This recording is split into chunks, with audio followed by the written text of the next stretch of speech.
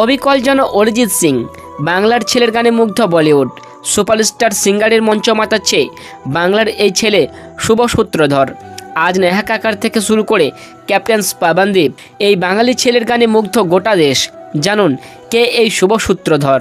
রত্নগর্ভা Bangla cinema কিংবা শিল্পী জগতে বাঙালিদের অবদান বলে শেষ করা যাবে না।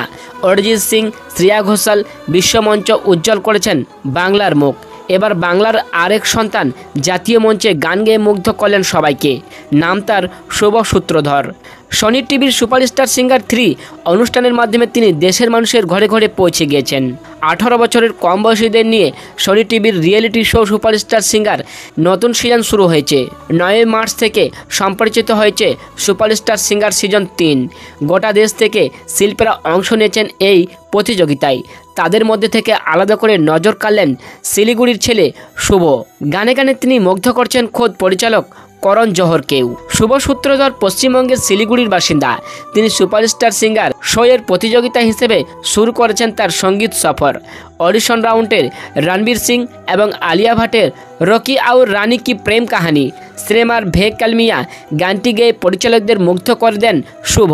পরিচালকরা তাকে অরিজিৎ সিংয়ের সঙ্গে তুলনা করতে শুরু করেন। শুভ শিলিগুড়ির নর্থ পয়েন্ট রেসিডেন্সিয়াল স্কুলে পড়াশোনা করেছেন।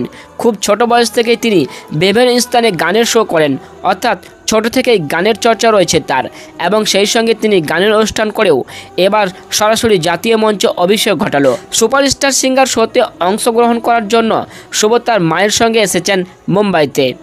অডিশন রাউন্ডে রণবীর সিং আর আলিয়া ভাটের রকি আউর রানী কি প্রেম কাহানি সিনেমার ভে কালিমিয়া গানটি গেয়ে বিচারকদের মুগ্ধ করে দেন শুভ।